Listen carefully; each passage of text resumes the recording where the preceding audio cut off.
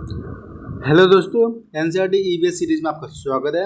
आज हम करने वाले हैं एनसीईआरटी क्लास 5 की ईवीएस के चैप्टर 4, 5, 6। ठीक है, हम आपको बता दें हमने एनसीईआरटी क्लास 3 की कंप्लीट चैप्टर वाइज ईवीएस का ख़त्म कर दी है और क्लास 4 की भी कंप्लीट एनसीईआरटी ईवीएस ख़त्म कर दी है, पूरी फिनिश कर दी है। ठीक है, तो उसकी प्लेलिस्ट में आकर आप ये चेक कर सकते हैं।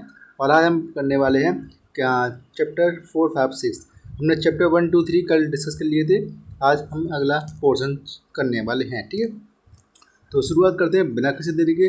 अगर आप हमारे चैनल पर नए हैं तो सब्सक्राइब जरूर कर दें, हम ऐसी वीडियो लाते रहते हैं।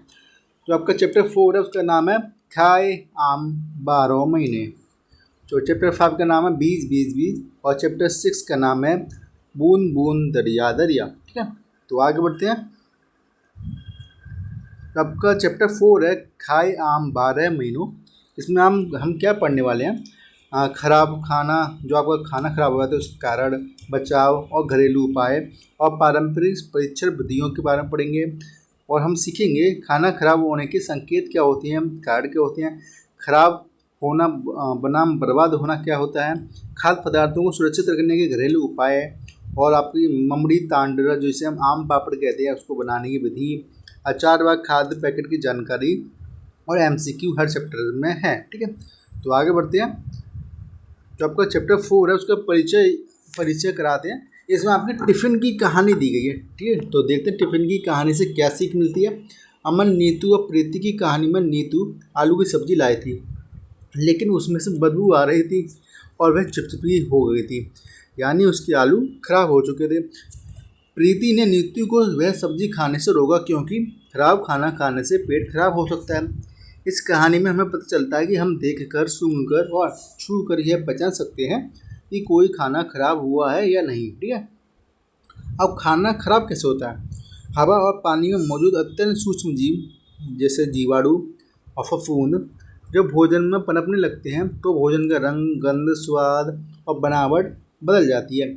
इस प्रक्रिया को खाना खराब होना कहते हैं। ठीक है, तो खाना खराब होने के मुख्य संकेत क्या हैं।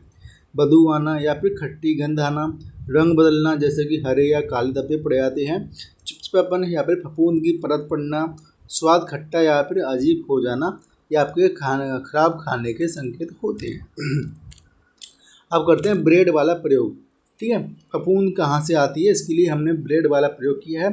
पाठ में बताया गया प्रयोग यह समझने के लिए है कि ब्रेड के गीले टुकड़े को बंद डब्बे में रखने पर कुछ दिनों में उस पर फफूंद मतलब हरी सफ़ेद रोएदार परत उगाती है। इसी से पता चलता है कि फफूंद बढ़ने के लिए किन परिस्थितियों की ज़रूरत होती है। तो किन की ज़रूरत होती है, नमी या पानी की, हवा की, गर्म और सामान्य तापमान की, और कुछ दिनों का समय चाहिए, फिर आपकी फफूंद पड़ जाएगी। ठीक है, अब ईवीएस की गतिविधि आधारित शिक्षा पद्धति में यह प्रयोग अवलोकन और अनुमान लगाने के वैज्ञानिक कौशल विकसित करता है, जो एनबी 2020 और सीटेट के जो सिलेबस है उसका एक प्रमुख विषय है। कक्षा में यह प्रयोग करवाते समय बच्चों को प्रयोग के बाद हाथ धोने के लिए ज़रूर कहना चाहिए। ठीक है, आगे बढ़ते हैं। हम आपको बता दें कि हमने टोटल मतलब बिल्कुल ही एनसीईआरटी की एक ही लाइन को एनालाइज करके ये नोट्स बनाए हैं। तो आपके लिए बिल्कुल ये 100% एनसीईआरटी बेस्ड नोट्स हैं, आप ऐसा कर सकते हैं। ठीक है, अब देखते हैं खाना खराब होना और खाना बर्बाद होने में अंतर क्या है। ठीक है, जब खाना खराब का होता है, जब सूक्ष्म जीवों के कारण एक प्राकृतिक प्रक्रिया होती है और समय के साथ अपने आप होता है ये खाना खराब होना। ठीक है, और ठीक से रखने पर देर से नहीं होता या फिर देर से हो सकता है। ठीक है, अब देख खाना बर्बाद होना क्या होता है, हमारी लापरवाही या फिर गलत आदतों के कारण खाना बर्बाद होता है। ज़रूरत से खाना बनाना, ठीक है, और ठीक से ना रखना या फिर फेंक देना, सही तरीके से रखने पर भी बचा हुआ खाना ना खाकर फेंकना। ठीक है, ये आपको बर्बाद होना होता है। बर्बाद मतलब हम खुद करते हैं, और ख़राब आपका प्राकृतिक रूप से हो जाता है समय के साथ। ठीक है, आप देखते हैं खाद्य पदार्थों के वर्गीकरण टिकने की अवधि के अनुसार। ठीक, रसोई की चीज़ों को उनके खराब होने में लगने वाले समय के आधार पर 3 समूहों में बांटा जा सकता है। पहला समूह जल्दी खराब होने वाले खाद्य, दूसरा है हफ्ते भर टिकने वाले, तीसरा है आपका महीनों तक खराब ना होने वाले पदार्थ। ठीक है, जो आपका जल्दी ख़राब होने वाले हैं उसकी अवधि होती है 2 से 3 दिन में ये ख़राब हो जाते हैं। जैसे कि दूध, पक्की सब्जी, दाल, हरे पत्तेदार सब्जियां और हरा धनिया, ये 200 दिन में ख़राब हो जाते हैं। फिर अब आप आपके हफ्ते भर टिकने वाले, ये लगभग 7 दिन तक तो सही सही रहते हैं। जैसे अंडे, पनीर, ब्रेड, फल, ठीक है, ये आपके लगभग 1 हफ्ते तक ठीक रहते हैं, उसके बाद ख़राब होने लगते हैं। अब महीनों तक ख़राब ना होने वाले, ये कई महीने या फिर साल भर भी ख़राब नहीं होते हैं। जैसे कि चावल, दाल, आटा, सूखे मसाले, अचार, आम पापड़, ये महीनों या फिर सालों तक ख़राब नहीं होते। ठीक है, अब देखते हैं रसोई की चीज़ों का उनकी टिकाऊपन के अनुसार वितरण। जैसे कि जल्दी ख़राब होने वाली आपकी चीज़ें थी 35%, ठीक है, हफ्ते भर ख़राब होने वाली थी 25% और महीनों तक टिकने वाली थी 40%। ठीक है, ये अनुमानित आंकड़ा है इन उदाहरणों के आधार पर। ठीक है, ये आप इम्पोर्टेंट नहीं है, आप सीटेट के एग्जाम में छोड़ सकते हैं इसको। तो आपको याद रखना है हर घर और हर मौसम में यह सूची बदल सकती है। जैसे गर्मियों में दूध व पक्की चीज़ों को और जल्दी ख़राब हो जाती है, जबकि सर्दियों में थोड़ी देर से ख़राब होती हैं। ठीक है, ये भी तक सही बात है। अब देखते हैं खाना ख़राब होने से बचाने के घरेलू उपाय क्या हैं। तो घरेलू उपाय ये हैं, जो आपको दूध को कैसे बचाना है ख़राब होने से। तो उसको हम उबालते हैं। ठीक है, उबालने से हानिकारक जीवाणु नष्ट हो जाते हैं और दूध कुछ घंटे अधिक टिकता है।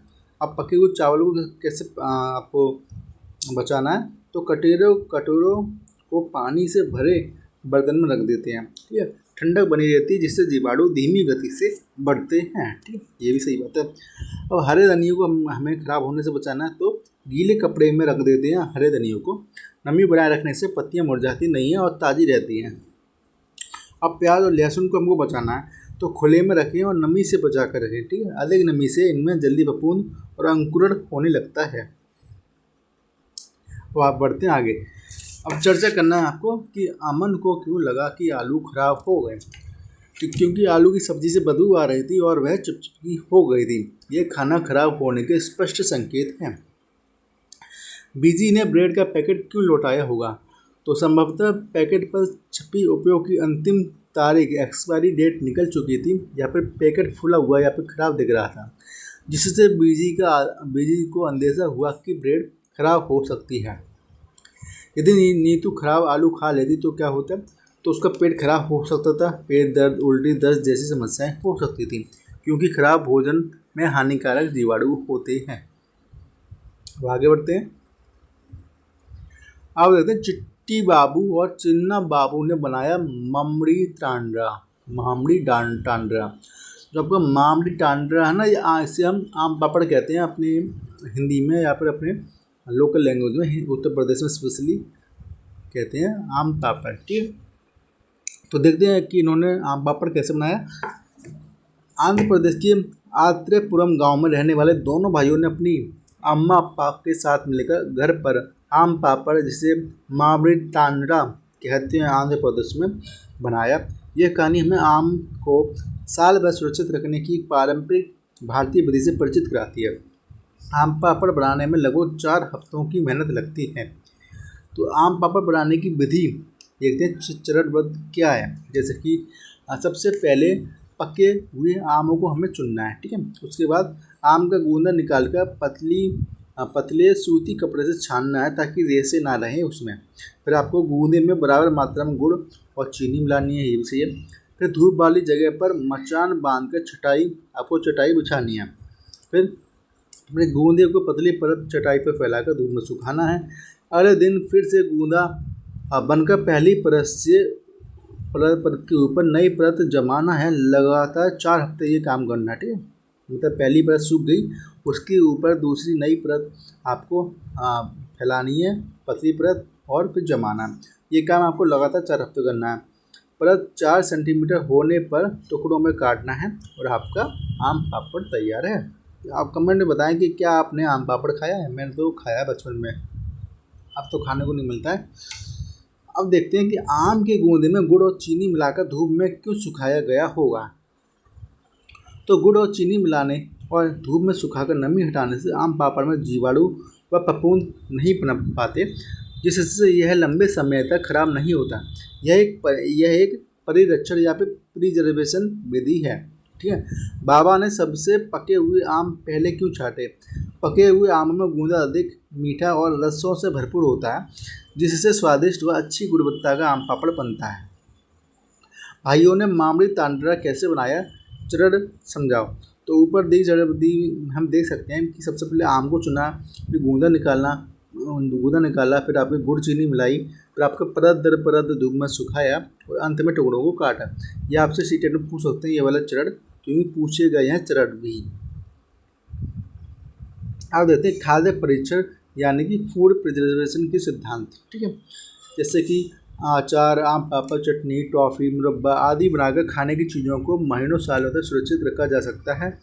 इसके पीछे एक सरल वैज्ञानिक सिद्धांत काम करता है। कौन सा? परिरक्षण कैसे काम करता है? नमक, तेल, सिरका, चीनी, गुड़ ये सभी भोजन में मौजूद नमी को कम कर देते हैं या फिर जीवाणुओं के अनुकूल वातावरण को बिगाड़ देते हैं, जिससे सूक्ष्म जीव पनप नहीं पाते और भोजन लंबे समय तक सुरक्षित रहता है। ये आपका है। अब आगे बढ़ते हैं। तो हम क्या समझे? अचार रखने से पहले शीशियों को धूप में क्यों सुखाया जाता है? अगर शीशी में पानी रह जाए तो क्या होगा? तो शीशी में बची हुई थोड़ी सी नमी भी अचार में फूंद व जीवाणु बढ़ा सकती है। ठीक है। जिससे अचार जल्दी खराब हो जाएगा, इसलिए शीशी को पूरी तरह सुखाना जरूरी है। अब देखते हैं खाने के पैकेट पर दी गई जानकारी। यह आपको ज़रूरी है जानना। जब हम बाज़ार से पैकेट बंद खाना खरीदते हैं तो पैकेट पर छपी जानकारी हमें बहुत कुछ बताती है, जैसे कि उत्पाद का नाम और वजन। यह पता चलता है कि पैकेट में क्या है और कितनी मात्रा में। कीमत की बात करें तो अधिकतम खुदरा मूल्य MRP होता है, जिससे अधिक पैसे नहीं लिए जा सकते, और इसलिए बताऊँ तो लिए जाते हैं कई बार। स्टेशन पर, रेलवे स्टेशन पर भी पानी की बोतल 14 रुपये MRP पर आ रही है। ठीक है। रेलवे स्टेशन में 14 रुपये MRP पड़े होते हैं बोतल पर। और बुक चीटिंग करके 15 ले सकते हैं, हम फ्री भी दे भी सकते हैं, लेकिन वो 20 रुपये में बेच रहे हैं ये बोतल। जो पुराने रेट थे 20 रुपये, और सरकार ने इसको 14 रुपये कर दिया है। अब हम 15 दे सकते हैं, लेकिन लोग 20 दे रहे हैं और वो ले रहे हैं और लोग पानी की वजह से 20 दे रहे हैं। तो डायरेक्टली आपको 6 रुपये की बेईमानी चल रही है, ये आपको बताना ज़रूरी था। तो बनाने की तारीख क्या होती है, कब बना और ये जानने के लिए उपयोग की अंतिम तारीख क्या होती है, इस तारीख के बाद खाना सुरक्षित नहीं माना जाता। ठीक है। सामग्री सूची की बात करें तो एलर्जी या फिर परहेज वाली चीज़ों की जांच के लिए यह आपकी सामग्री होती है। आप देखते हैं माइंड वेब किया। हमने अभी तक क्या क्या पढ़ा? खाना खराब होना व परिरक्षण के बारे में पढ़ा हमने। संकेत क्या थे? बदबू बदलना, रंग बदलना, चिपचिपापन और फफूंद, ये आपके संकेत थे। कारण थे जीवाणु व फफूंद, नमी प्लस हवा प्लस गर्मी प्लस समय से जीवाणु व फफूंद पनपते थे। वर्गीकरण हमने किया था खाद्य का, जल्दी खराब होने वाले, हफ्ते भर खराब होने वाले और महीनों टिकने वाले खाद्य। घरेलू उपाय भी हमने देखे थे, उबालना, ठंडा रखना, गीले कपड़े में लपेटना। फिर आपका परिरक्षण था कि नमक, तेल, गुड़, चीनी में धूप में सुखाना, जैसे आम पापड़ और अचार। पैकेट की जानकारी हमने देखी थी, वजन, कीमत, बनाने की एक्सपायरी तारीख और सामग्री, बहुत सारी जानकारियाँ पैकेट पर होती हैं। ठीक है। अब आगे बढ़ते हैं। ठीक, ये आपका चैप्टर 4 के MCQ है। खाना खराब होने के लिए निम्न में से कौन सी परिस्थिति जरूरी नहीं है? तो आपका बहुत ठंडा तापमान जरूरी नहीं है। मामड़ी तांड्रा किस भाषा क्षेत्र से जुड़ा है? तो आंध्र प्रदेश की भाषा है। ठीक है। आंध्रा कहाँ गया? तेलुगु से हम करते हैं, तेलुगु आम पापड़। ठीक है। अब हरा धनिया ताज़ा रखने के लिए सही तरीका था आपका गीले कपड़े में लपेट कर रख दें। अचार में नमक व तेल डालने का मुख्य उद्देश्य क्या है? तो यही है कि नमी कम करके जीवाणु को बढ़ने से रोकना। खाद्य पैकेट पर मैन्युफैक्चरिंग डेट का अर्थ क्या होता है? तो ये बनाने की तारीख होती है। मैन्युफैक्चरिंग होती है, बेचने की तारीख होती है, आई थिंक। ठीक है। खाना बर्बाद होना मुख्यतः किसके परिणाम है? तो ये परिणाम है सूक्ष्म जीवों की प्राकृतिक प्रक्रिया होती है। अब आगे बढ़ते हैं। आम पापड़ बनाने में सामान्यतः कितना समय लगता है? तो 4 महीने का समय, 4 सप्ताह का समय लगता है। ब्रेड के प्रयोग में तालिका किन किन बिंदुओं पर बदलाव दर्ज करने के लिए है? तो ये आपका बी एस सेंसर 8वीं का बी होगा, देखो ठीक है। निम्न में से हफ्ते पर टिकने वाली स्टडी है, तो हफ्ते भर कौन टिकता है? आपकी हफ्ते पर टिक सकता है हरी पत्तेदार सब्जियाँ, अंडे और पनीर हफ्ते तक टिकते हैं। हम लोग को थ्योरी पढ़ी है, उसमें आप देख सकते हैं। प्याज लहसुन को सुरक्षित रखने का सबसे अच्छा तरीका क्या है? तो खुले में रखें और नमी से बचा कर रखें, ठीक है। अब हम आते हैं इसका आंसर और देख लेते हैं थोड़ा सा, कौन सा वाला, मामूली टांडा, दूसरे का सही आंसर है खा, ठीक है, हमने सही बताया था, तेलुगु और आम पापड़। अब आगे बढ़ते हैं।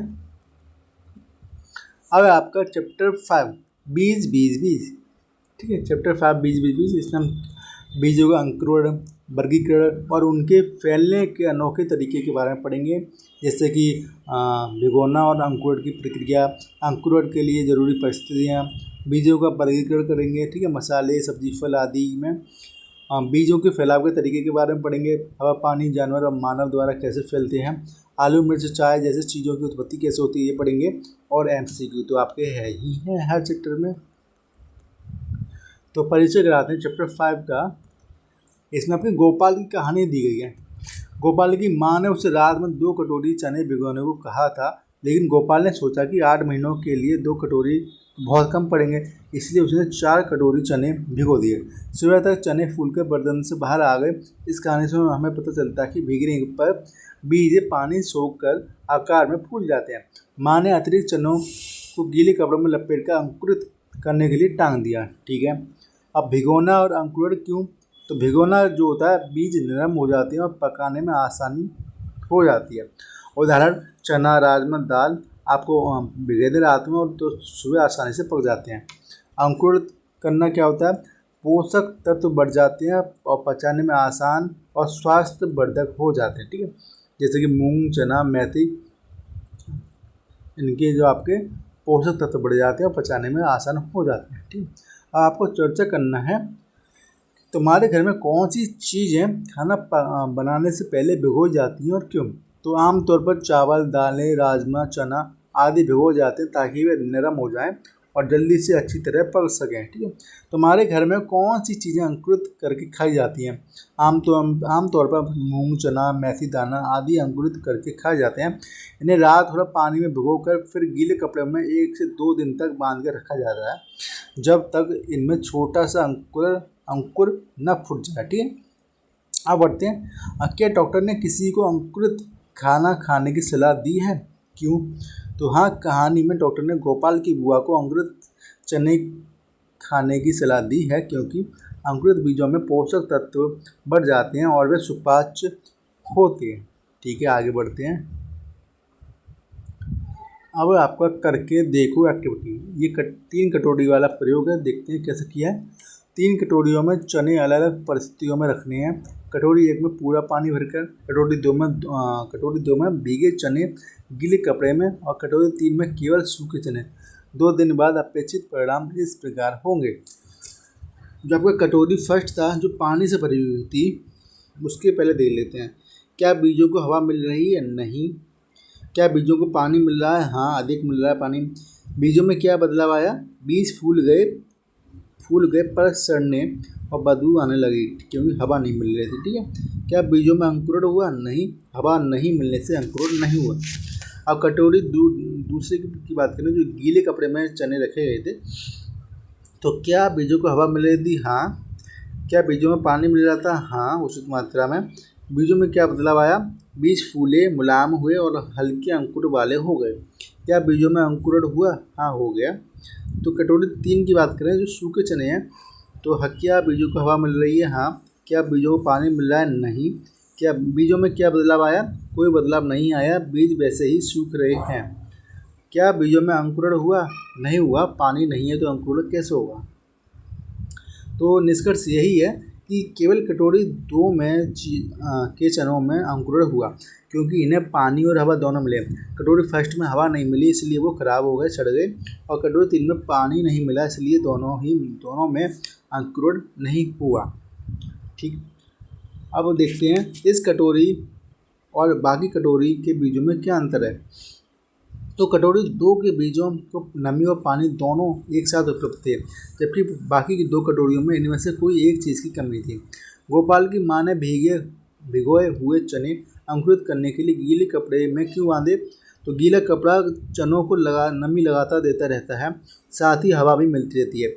यही 2 चीज़ें अंकुरण के लिए ज़रूरी हैं। ठीक है, आगे बढ़ते हैं। साबुत मसूर बनाम दाल। ठीक है, अंकुरण क्यों नहीं हुआ इसमें, देखते हैं। सोचो, साबुत मसूर को दलने में मैं दाल बनी हूँ, लेकिन मुझे अंकुरित नहीं कर सकते। सोचो क्यों। तो दाल बनाने के लिए साबुत बीज, जो हम मसूर कहते हैं जिसे, को 2 भागों में तोड़ा जाता है। ठीक है, जिससे बीज के अंदर मौजूद भ्रूण एम्ब्रो है, जिससे नया पौधा उगता है, नष्ट या फिर अलग हो जाता है। भ्रूण के बिना बीज अंकुरित नहीं हो सकता है। इसलिए साबुत मसूर अंकुरित हो सकती है, पर दली हुई दाल अंकुरित नहीं हो सकती, क्योंकि वो टूट जाती है बीच में से जहाँ आपका एम्ब्रो होता है। आओ देखते हैं किसका पौधा कितना बड़ा। वृद्धि तालिका ये आपकी।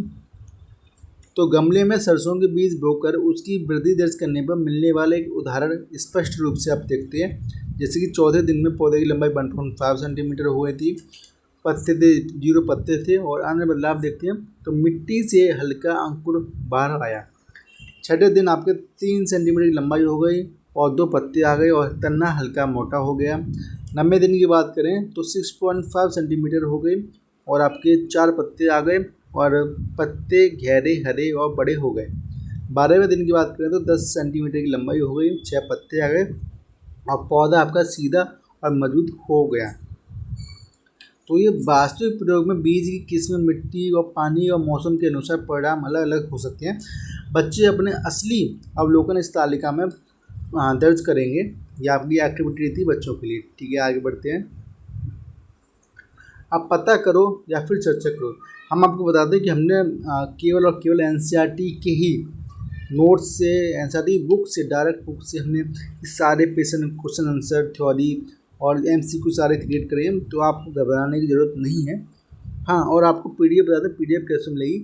पीडीएफ आपको टेलीग्राम चैनल पर मिलेगी फ्री में, लेकिन कंडीशन केवल एक ही है, अगर इस वीडियो पर 500 व्यूज आ जाते हैं तो। हमारे सारे एनसीईआरटी ईवीएस सीरीज़ की यही कंडीशन है कि जिस वीडियो पे 500 व्यूज आ जाएंगे उसकी पीडीएफ आपको फ्री में दे दी जाएगी। ठीक है, और 500 व्यूज बहुत कम है, लाखों व्यूज आते हैं फर्जी वीडियो में, फालतू वीडियो में आप लाखों व्यूज दे सकते हैं किसी और को। तो हम तो आपके लिए काम की चीज़ करा रहे हैं, तो इसमें कोई बड़ी बात नहीं होनी चाहिए। बढ़ते हैं आगे। तो पता करो और चर्चा करो में क्या है, किस बीज के पौधों को मिट्टी से बाहर आने पर सबसे ज़्यादा और सबसे कम दिन लगेंगे। यह बीज की किस्म पर निर्भर करता है। जैसे मेथी दाना और सरसों 3 से 5 दिन में अंकुरित हो जाते हैं, जबकि तिल, धनिया जैसे बीजों को थोड़ा अधिक समय लग सकता है। ठीक है, अगर पौधा सूख गया या फिर पीला हो गया तो ऐसा क्यों हुआ होगा।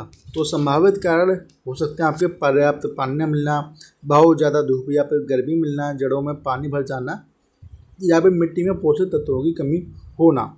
पौधों को पानी न मिले तो क्या होगा, पौधा मुरझा जाएगा, पत्तियां पीली पड़कर सूख जाएंगी, अंततः पौधा मर जाएगा, क्योंकि पानी पौधों के लिए भोजन बनाने और बढ़ने के लिए बहुत ज़रूरी होता है।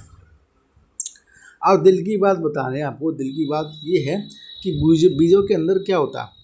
तो बीजों के अंदर एक छोटा भ्रूण होता है जिसे हम नन्हा पौधा कह सकते हैं।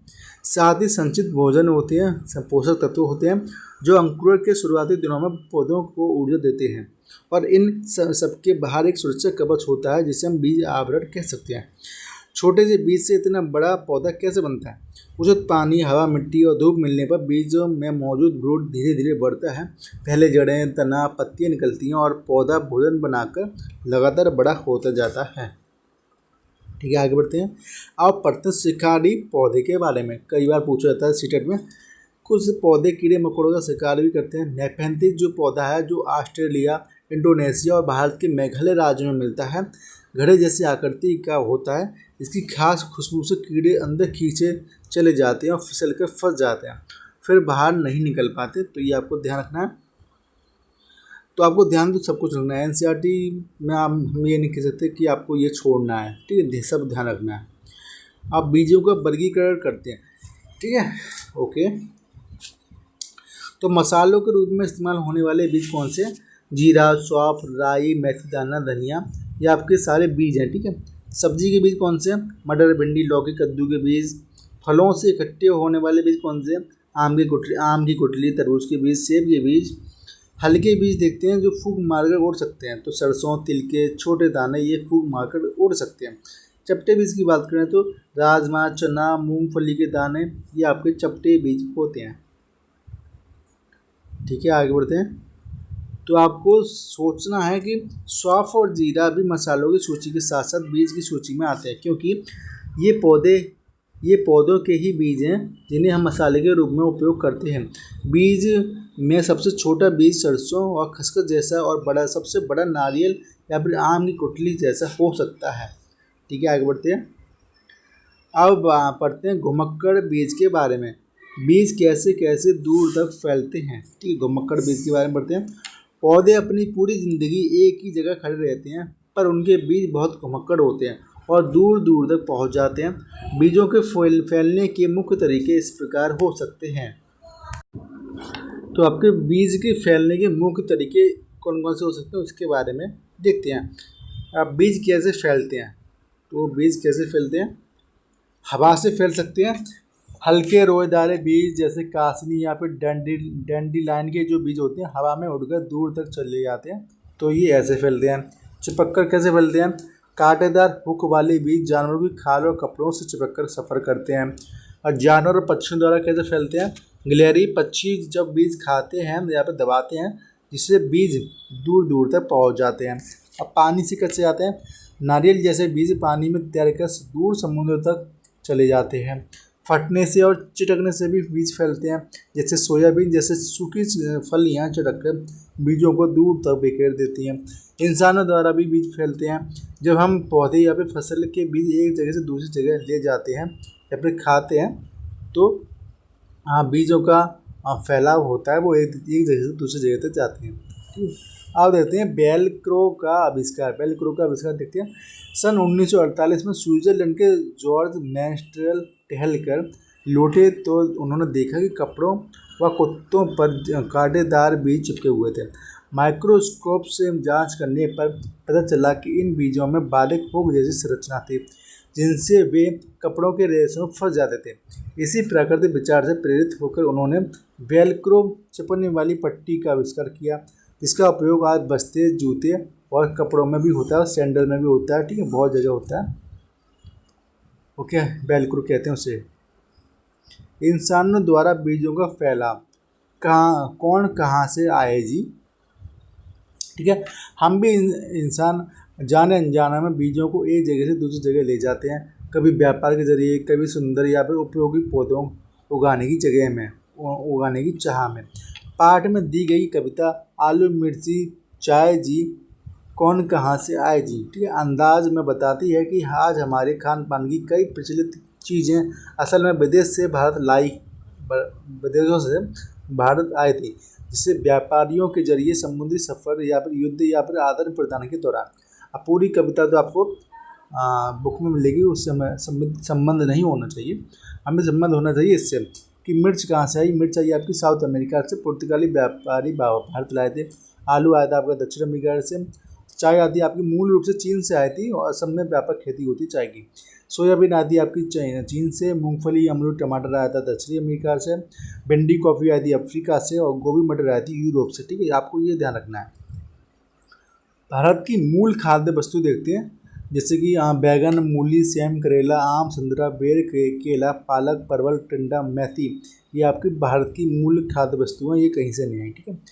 हम क्या समझे, अगर आलू मिर्च चाय जैसी चीज़ें भारत में कभी नहीं आती तो हमारा खान पान आज से बहुत अलग होता, जिससे बिना मिर्ची के तीखे व्यंजन शायद हल्के मसालेदार होते। आलू आधारित लोकप्रिय व्यंजन जैसे कि आलू पराठा, आलू सब्जी शायद ना होते। इससे हमें पता चलता है कि व्यापार व यात्रा के लिए दुनिया भर के देशों का खान पान आपस में जुड़ा हुआ है, ठीक है। आगे बढ़ते हैं। आओ देखते हैं फटाफट से चैप्टर 5 का रिवीजन कर लेते हैं। बीज। तो अंकुरण की शर्तें हमने देखी थी, पानी, नमी, दोनों का होना जरूरी है अंकुरण के लिए। दाल और साबुत बीज भी देखे थे। दला हुआ बीज अंकुरित नहीं हो सकता, ठीक है, क्योंकि भ्रूण नष्ट हो जाता है। बीजों का वर्गीकरण भी देखा था, मसाले वाले बीज, सब्जी वाले बीज, फल वाले, हल्के चपटे बीज, ठीक है। फैलाव के तरीके भी हमने देखे, हवा, पानी, जानवर, चटक कर इंसानों द्वारा फैल सकते हैं। शिकारी पौधे के बारे में देखा, नेफंथी जो था कीड़ों को शिकार करता है। और मानव व्यापार के बारे में हमने देखा था, आलू, मिर्च, चाय जैसी चीज़ें विदेशों से भारत आई हैं, ठीक है। आगे बढ़ते हैं। हाँ, आपको एक काम बताना है, कई बार पूछा था एग्जाम में कि जो शिकारी जो पौधा होता है नेपेंथिस, वो क्यों कीड़ों को शिकार करता है, किसकी कमी को पूरा करने के लिए। एमसीक्यू देखते हैं फटाफट से। जैसे बीजों के अंकुरण के लिए निम्न में कौन सी दो चीज़ें सबसे ज़रूरी हैं, तो आपका नमी, पानी, हवा, ठीक है। दली हुई दाल अंकुरित क्यों नहीं होती, क्योंकि उसका भ्रूण नष्ट हो जाता है। गोपाल की कहानी में कितनी कटोरी चने भिगोने के लिए माँ ने कहा था, तो 4 कटोरी चने भिगोने। 4, ये तो भूल गया हूँ। नेपेंथिस पौधा भारत के किस राज्य में, तो मेघालय। वेलक्रो का आविष्कार किसकी प्रेरणा से हुआ था, तो आपके कांटेदार बीजों से हुआ था। नारियल जैसे बीज पानी से जाते हैं, ये भी सही है। सोयाबीन की फलियां बीज से कैसे फलती हैं, तो चटक कर। मिर्ची मूल रूप से कहाँ से आई है, दक्षिण अमेरिका से। निम्न में से भारत की मूल सब्जी कौन सी है, तो बैगन। बीजों के अंदर मौजूद भ्रूण का कार्य क्या होता है, तो आपका होता है नए पौधे के रूप में विकसित होना। आपका जो सेकंड का आंसर था, सेकंड है थर्ड का आंसर था आपका खा। तो कितनी कटोरी, 2 कटोरी चने भिगोने के लिए कहा था माँ ने, ठीक है। अब आपका चैप्टर 6 है आपका बूंद बूंद दरिया दरिया, ठीक है। बूंद बूंद दरिया दरिया, इसमें हम पढ़ने वाले हैं पारंपरिक जल संरचनाएं, आज के जल स्रोत और जल संरक्षण की समझ, ठीक है। क्या सीखेंगे इसमें, घड़सी सर तालाब व 9 तालाबों की प्रणाली, अलबरूनी के ऐतिहासिक विवरण और बावड़ी के बारे में, पानी के परंपरागत स्रोत और वर्षा जल संचयन के बारे में, आज पानी के इंतजाम के विविध तरीकों के बारे में, पानी का बिल और जल असमानता का मुद्दा भी पढ़ेंगे। और एमसीक्यू तो आपके है ही चैप्टर में, ठीक है। आगे बढ़ते हैं। तो परिचय कराते हैं। 650 साल पुराना घड़सीसर तालाब का जिक्र है चैप्टर में। जैसलमेर राजस्थान के राजा घड़सी ने लोगों के साथ मिलकर लगभग 650 साल पहले घड़सीसर नामक विशाल तालाब बनवाया था। इसके किनारे पक्के घाट, बरामदे, कमरे व एक स्कूल भी था जहां आसपास के बच्चे पढ़ने आते थे। पूरा समाज मिलकर तालाब की सफाई करता था और देखभाल करता था, ठीक है। और 9 तालाबों की जुड़ी हुई प्रणाली देखते हैं। घड़सीसर एक अकेला तालाब नहीं था। बारिश का पानी इस तरह प्रबंधित किया गया था कि जब एक तालाब पूरी तरह भर जाता था तो अतिरिक्त पानी अपने आप अगले तालाब में बह जाता था, ठीक है। इस तरह कुल 9 तालाब आपस में जुड़े हुए थे, जिससे पूरे साल पानी कमी नहीं होती थी, ठीक है। तो तालाब, जब आपका तालाब फर्स्ट भर जाता था तो आपका अतिरिक्त पानी कहाँ आता था, तालाब 2 में। फिर तालाब 2 जब भर जाता था तो अतिरिक्त पानी कहाँ आता था, तालाब 3 में। और ऐसे ही आपकी 9 तालाबों की प्रणाली जुड़ी हुई थी। अब आज की स्थिति देखते हैं। आज घड़सीसर जैसा तंत्र उजड़ चुका है। 9 तालाबों के बीच के रास्ते में मकान और कॉलोनियाँ बन गई हैं, जिससे इकट्ठा होने वाला बारिश का पानी तालाब तक न पहुंचकर व्यर्थ बह जाता है, ठीक है। आगे बढ़ते हैं। आप देखते हैं अलबरूनी की नज़र से तालाब व बावड़ियों, ठीक है। आज से 1000 से भी ज़्यादा साल पहले उज्बेकिस्तान से अलबरूनी नामक एक विद्वान यात्री भारत आए थे। उन्होंने भारत की इमारतों, रीति रिवाजों और जल संरचनाओं के बारे में बहुत बारीकी से लिखा। अपनी किताब में उन्होंने भारतीय तालाबों की बनावट पर हैरानी जताई।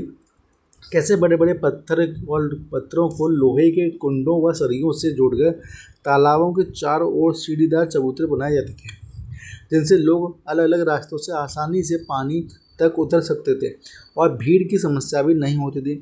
अलबरूनी के लेखन से आज हमें उस ज़माने के तालाबों व समाज के बारे में बहुमूल्य ऐतिहासिक जानकारी मिलती है। अब देखते हैं बावड़ी क्या है। बावड़ी जो आपका एक सीढ़ीदार कुआं होता है, वो क्या है। बावड़ी जमीन के अंदर कई मंजिल तक सीढ़ियों के सहारे बनाई गई एक जल संरचना है। तो जो बावड़ीदार सीढ़ीदार कुआं, ये आपके बावड़ी जमीन के अंदर कई मंजिलदार सीढ़ियों के सहारे बनाई गई एक जल संरचना है। इसे सीढ़ीदार कुआं भी कह सकते हैं, क्योंकि लोग पानी को ऊपर खींचने के बजाय सीढ़ियों से नीचे उतरकर सीधे पानी तक पहुंच सकते थे। पुराने समय में प्यासे यात्रियों की सेवा के लिए कई सुंदर बावड़ियाँ बनाई जाती थी। ठीक है, तो देखो और पता करो। आपने स्कूल के आसपास इलाके को देखें, क्या वहाँ कच्चा मैदान है, पक्की सड़कें हैं या फिर नालियाँ हैं, इलाका ढलान वाला या फिर समतल है। इन बातों के आधार पर अंदाजा लगाया जा सकता है कि बारिश से पानी बहकर कहाँ जाता होगा, जमीन में, नालियों में, पाइपों में या फिर गड्ढों में। ये भी आपको देख करना है। अब है पानी के पारंपरिक स्रोत के बारे में, जैसे कि तालाब, कुआं, बावड़ी, जोहड़ और नौला धारा। तो जो आपका तालाब जो होता है, तालाब की विशेषता है कि बारिश का पानी इकट्ठा करने की बड़ी संरचना होती है और अक्सर गांव की साझा ज़रूरत के लिए होती है। जो कुआं, बावड़ी होती है, ज़मीन के नीचे जिससे पानी तक पहुंचने की संरचना होती है। जोहड़ क्या होता है, जोहड़ आपके छोटे स्तर पर बारिश का पानी रोकने की पारंपरिक संरचना होती है, विशेषकर राजस्थान में ये पाई जाती है। नौला धारा क्या होती है, पहाड़ी क्षेत्रों जैसे उत्तराखंड में प्राकृतिक झरनों पर बनी परंपरागत जल संरचनाएं आपकी नौला धारा होती हैं। तो तालाबों से रिसकर कुछ पानी ज़मीन में समा जाता था, जिससे आसपास के कुओं, बावड़ियों में पानी पहुंचता रहता था और आसपास की ज़मीन नम व उपजाऊ बनी रहती थी। अब घर घर में वर्षा जल संचयन हम कैसे कर सकते हैं। पुराने समय में घरों में भी छतों पर बरसने वाले पानी को पाइप के जरिए ज़मीन के नीचे बने टैंक तक पहुँचाने का इंतजाम होता था। ये आज की रेन वाटर हार्वेस्टिंग प्रणाली का ही एक पारंपरिक रूप है। ठीक है, ये भी आप कर सकते हैं पानी बचाने के लिए। छत पर बारिश का पानी गिरता है, फिर आपका पानी जो आपका पाइप के जरिए पानी नीचे बहता है और ज़मीन के नीचे बने टैंक में जमा हो जाता है। जरूरत पड़ने पर पानी जो बाल्टी और नल से हम बाहर निकाल सकते हैं। ठीक है, आगे बढ़ते हैं। अब पानी से जुड़े रीति रिवाज के बारे में देखते हैं। भारत में पानी को जीवन से जोड़कर देखा गया है, इसलिए कई रीति रिवाज और त्यौहार ही पानी से जुड़े हुए हैं। उत्तराखंड में नई दुल्हन ब्याह के बाद गांव के झरने या फिर तालाब पर जाकर सुलगाती है। यह पानी के प्रति सम्मान दर्शाने की परंपरा है। आज शहरों में भी इसी रिवाज का एक बदला हुआ रूप देखने को मिलता है, जहां दुल्हन घर के नल के पास पूजा करती है। कई जगह बारिश से तालाब भरने की खुशी में भी मेले लगते हैं। और चर्चा करना है कि पुराने कुएं क्यों सूख गए। पुनीता के मोहल्ले के पुराने कुएं 15-20 साल पहले तक पानी से भरे रहते थे, अब सूख गए हैं। इसके संभावित कारण क्या हो सकते हैं। तो इसके संभावित कारण यही हो सकते हैं कि मोटर से अत्यधिक भूजल खींचना, ज़मीन के नीचे का पानी तेज़ी से ख़त्म हो रहा है और वापस भरने की गति धीमी है। तालाबों का ना होना या फिर सूखना, बारिश का पानी जब ज़मीन में रिसकर भूजल नहीं बढ़ा पा रहा है। ठीक है, बारिश का पानी अब ज़मीन में रिसकर भूजल वृद्धि नहीं कर पा रहा है। ज़मीन का सीमेंटीकरण, पार्कों व पेड़ों के आसपास पक्की सीमेंट फर्श होने से ज़मीन में पानी नहीं रिस पा रहा है। वनों की कटाई, पेड़ों की जड़ें पानी को ज़मीन में रोकने में मदद करती हैं। पेड़ कम होने से यह प्रक्रिया कमज़ोर हो गई है। तो मेन कारण वही है कि भूजल में बहुत कमी हो गई है, इसलिए कुएं सूखते जा रहे हैं। अब ज़रा सोचो, क्या सोचना, 1986 का जोधपुर सूख गया था। 1986 में जोधपुर में सूखा पड़ने पर मोहल्ले वालों ने मिलकर भूली बिसरी बावड़ी से 200 ट्रक से ज़्यादा कूड़ा साफ किया और चंदा इकट्ठा करके उसे फिर से इस्तेमाल लायक बनाया। यह दिखाता है कि सामूहिक प्रयास से पुराने जल स्रोतों को भी फिर से जीवित किया जा सकता है। हालांकि कुछ साल बाद अच्छी बारिश होने पर लोग बावड़ी को फिर भूल गए। ठीक है, आगे बढ़ते हैं। आज पानी का इंतजाम किस तरह होता है ये देखते हैं। नल से होता है। नल से आपकी सीधी आपूर्ति होती है, दिन भर आसानी से पानी उपलब्ध होता है नल में। और समस्या क्या है, हर इलाके में नल आपके उपलब्ध नहीं है। जल बोर्ड का टैंकर भी आता है। पानी न होने पर आपूर्ति संभव हो पाती है। टैंकर की मदद से लंबी कतार लगती है, सीमित समय होता है और कभी कभी तो झगड़े भी हो जाते हैं। सार्वजनिक जो आपका सार्वजनिक कुआं होता है, ये मुफ्त होता है और परंपरागत स्रोत है, लेकिन दूर तक चलना पड़ सकता है। कुछ जगह जाति आधारित भेदभाव की भी समस्या होती है। हैंडपम्प स्वयं का साधन होता है और कभी भी प्रयोग कर सकते हैं, लेकिन पानी खारा हो सकता है और पीने योग्य ना हो, ऐसा भी हो सकता है। बोरिंग और प्लस मोटर की बात करें तो अपने घर में सीधी सुविधा के लिए बहुत अच्छा है। बिजली ना हो तो पानी नहीं मिलता और भूजल घटता है इससे। नहर की बात करें तो खेती व घरेलू दोनों उपयोग में ये आते हैं। मौसम ये आपके मौसमी होता है और हमेशा पानी उपलब्ध नहीं हो सकता। टुल्लू पंप की बात करें तो कम दबाव में भी पानी खींच लेता है, दूसरे के हिस्से का पानी भी खींच सकता है। ये असमानता को बढ़ावा देता है। ठीक है, आगे बढ़ते हैं। अब पानी का बिल और जल असमानता देखते हैं। बिल को देख कर बताओ, बिल कौन से दफ्तर से आया है? तो बिल के ऊपर छपे विभाग के नाम और लोगों से हम पहचान सकते हैं कि वो जल बोर्ड से आया होगा। किस अवधि का बिल है? बिल पर छपी बिल अवधि या फिर तारीख से हम चेक कर सकते हैं। कितने पैसे देने हैं? बिल में कुल देय राशि वाले भाग से आप चेक कर सकते हैं। मरम्मत और अन्य शुल्कों भी आप दे सकते हैं। बिल में अलग से रखरखाव और सीवर शुल्क जैसी मदें दर्ज होती हैं, उसे आप देख सकते हैं। ठीक है, चर्चा का मुद्दा, पानी जीवन जीने का बुनियादी हक है, पृथ्वी पर सबका साझा संसाधन है, फिर भी कुछ लोगों को पानी खरीद कर पीना पड़ता है, जबकि कुछ लोग गहरी बोरिंग करके ज़्यादा भूजल खींच लेते हैं। यह जल असमानता का मुद्दा है जिस पर कक्षा में संवेदनशील चर्चा जरूरी है। अब दड़की माई की कहानी देखते हैं। ठीक है, दड़की माई की कहानी सामूहिक प्रयास का उदाहरण की कहानी है। राजस्थान के अलवर जिले की दड़की माई के गांव में महिलाओं को जानवरों व घर के लिए पानी जुटाने में पूरा दिन व या तो कभी कभी पूरी रात भी लग जाती थी और गर्मियों में कुएं सूखने पर गांव तक छोड़ना पड़ जाता था। दड़की माई की पहल पर गांव वालों ने तरुण भारत संघ नामक संस्था के साथ मिलकर एक तालाब बनवाया।